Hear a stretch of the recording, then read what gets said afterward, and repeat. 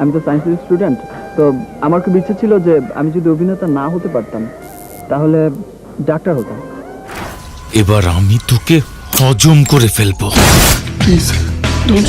আমি আমার পরিরে হারাইতে চাই না আম্মা। হ্যালো বন্ধুরা, আজ আমরা যাদেরকে সুপারস্টার বলে জানি তারা এক সময় প্রথমবারের মতো ক্যামেরার সামনে দাঁড়িয়েছিল। কেউ প্রথম সিনেমাতেই বাজিমাত করছিল, আবার কেউ প্রথম সিনেমাতেই পলক হয়ে গেছিল।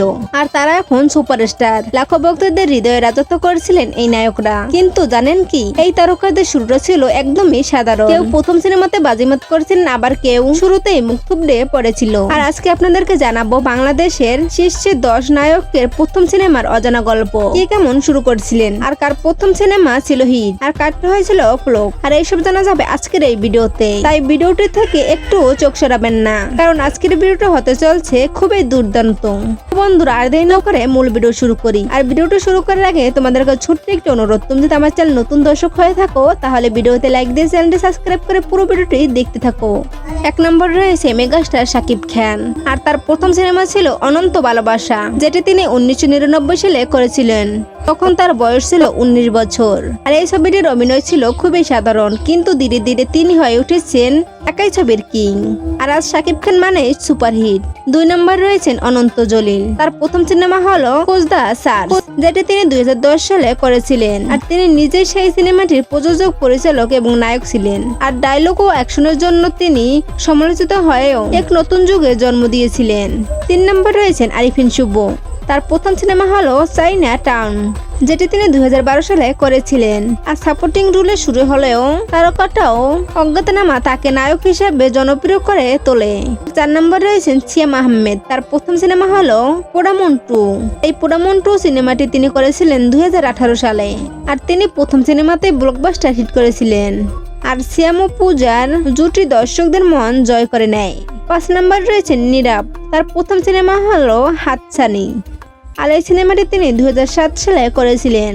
আর এই সিনেমাটির মাধ্যমে তিনি রোমান্টিক লুকে সবাইকে মুগ্ধ করেছিলেন। আর ধীরে ধীরে অ্যাকশন ও ভিন্নধর্মী চলচ্চিত্রে কাজ শুরু করেন। 6 নম্বর রয়েছেন ইমন। তার প্রথম সিনেমাটি হলো দারুচিনি দ্বীপ। আর এই সিনেমাটি তিনি 2007 সালে করেছিলেন। আর হুমায়ুন আহমেদের গল্পে অভিনয় করে নজর কাড়েন। আর সেখান থেকে শুরু হয় তার সিনেমার যাত্রা। 7 নম্বর রয়েছেন বাপ্পি চৌধুরী। আর তার প্রথম সিনেমাটি হলো ভালোবাসার রং। আর এই সিনেমাটি তিনি 2012 সালে করেছিলেন। আর শাকিব খানের পরে তিনি দুমদাম এন্ট্রি নেন ঢাকাই সিনেমায়। আর তার এই প্রথম সিনেমাটি ছিল হিট। আর 8 নম্বর রয়েছেন আদনান ফারুক হিল্লুল। আর তার প্রথম সিনেমাটি হলো ব্যাচেলর। আর এই সিনেমাটি 2004 সালে করেছিলেন। মূলত নাটক থেকে আসা হিল্লুল ব্যাচেলর সিনেমার মাধ্যমে পা রাখেন সিনেমার জগতে। 9 নম্বর রয়েছেন রোশান। আর তার প্রথম সিনেমাটি হলো রং। আর এই সিনেমাটি 2016 সালে করেছিলেন।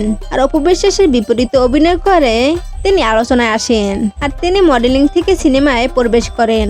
আর 10 নম্বর রয়েছেন শান্ত খান। তার প্রথম সিনেমা হলো বিবাহ অভিযান। আর এই সিনেমাটি তিনি 2021 সালে করেছিলেন।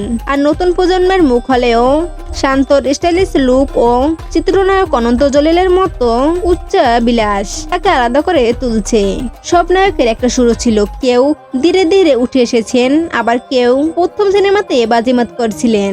আর আপনার প্রিয় নায়ককে সেটা অবশ্যই কমেন্টে জানান। আর আজকের ভিডিওটা তোমাদের কাছে ভালো লেগে থাকে তাহলে অবশ্যই ভিডিওটা বন্ধুদের মাঝে শেয়ার করুন। আর এরকম ধরনের ভিডিও পেতে আমাদের চ্যানেলটি সাবস্ক্রাইব করতে ভুলবেন না। ধন্যবাদ।